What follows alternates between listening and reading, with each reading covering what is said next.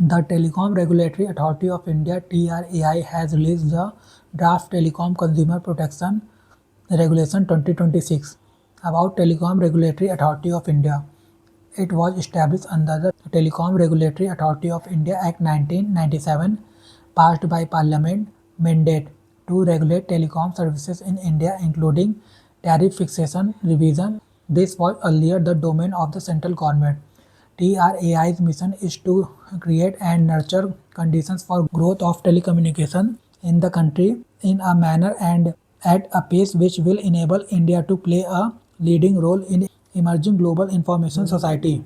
Functions of TRAI. Scope of regulation covers areas like tariffs, quality of service, interconnection, spectrum management, and consumer protection in the telecom sector. Policy role issues regulations, recommendations, and orders that guide telecom policy making and market practices. Composition of TRAI. Chairman. It consists of a chairperson, a maximum of two full-time members, and two part-time members. Tenure. Members serve for 3 years or until the age of 65 years, whichever is earlier. Appointments are made by the central government.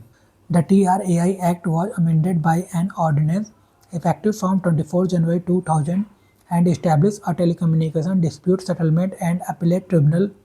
TDSAT was set up to adjudicate any dispute between a licensor and a licensee, between two or more service providers, between a service provider and a group of consumers, and to hear and dispose of appeals against any direction, decision, or order of TRAI.